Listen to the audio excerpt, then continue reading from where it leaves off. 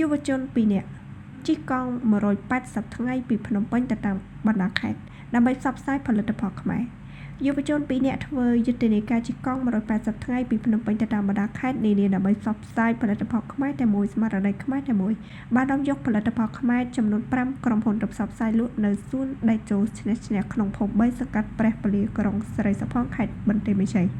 លោកស្រីញ៉សុខឹមអ្នកសម្របសម្រួលលក់ផលិតផលភូមិមួយផ្ទះមួយបានប្រាប់ថាការដាក់លក់ផលិតផលភូមិមួយផ្ទះមួយគាំទ្រផលិតផលខ្មែរនេះគឺដើម្បីពហិការផលិតផលថៃអស់មួយជីវិតហើយងាកមកប្រើប្រាស់ផលិតផលក្នុងស្រុកវិញឲ្យកាន់តែទូលំទូលាយបង្កើនសេដ្ឋកិច្ចជាតិក្រុមហ៊ុនទាំង5ដែលយកផលិតផលទៅតាំងលក់ក្នុងសួនដែលចូលឈ្នះរួមមានក្រុមហ៊ុនហាត់ថាធម្មជាតិក្រុមហ៊ុន Nutrix ក្រុមហ៊ុន PPDMK សហគ្រាស JMLX ក្រុមហ៊ុនផលិតប្រេងកូឡាប្រេងខ្យល់សញ្ញារូបដំរីហាក់មិនខុសគ្នាពីអ្នកស្រីខេម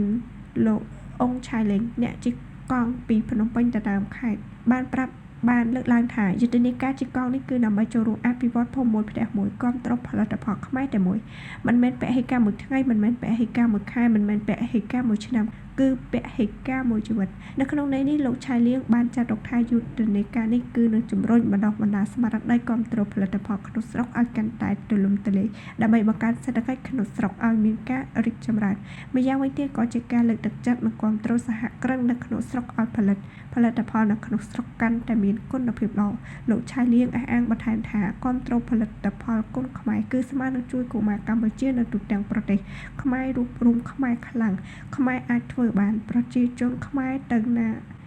ដល់ទីណាផលិតផលខ្មែរត្រូវទៅដល់ទីនោះ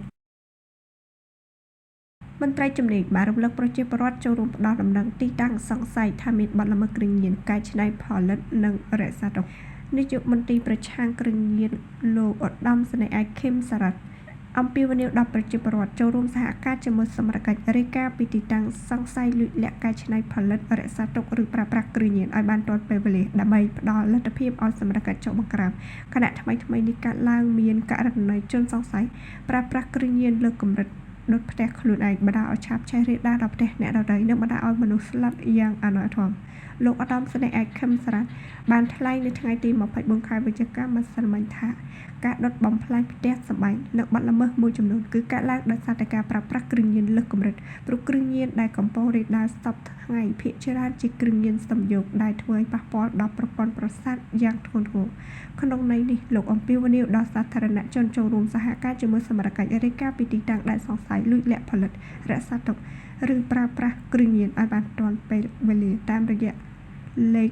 hotline 670 call មិនគិតកម្រៃនិងលេខ093 456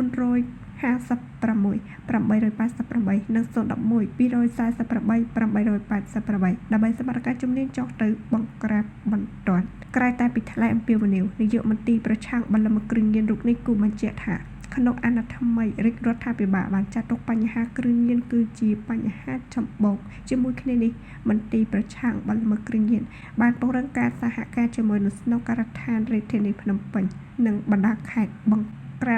ការទប់ស្កាត់ការរីករាលដាលនៃបទល្មើសគ្រឿងញៀនគ្រប់ទម្រង់ដោយចោះបង្ក្រាបឲ្យដល់ឫសគល់ក្នុងន័យនេះលោកអះអាងថាមន្ត្រីប្រឆាំងបទល្មើសគ្រឿងញៀនបានបង្ក្រាបបទល្មើសគ្រឿងញៀនករណីធំជាច្រើនដោយសហការជាមួយស្ថាប័នពាក់ព័ន្ធទាំងក្នុងនិងក្រៅប្រទេសរួមទាំងបង្ក្រាបក្លឹបកម្សាន្តដែលលួចលាក់បង្កប់នៅការប្រើប្រាស់គ្រឿងញៀនខុសច្បាប់ផងដែរ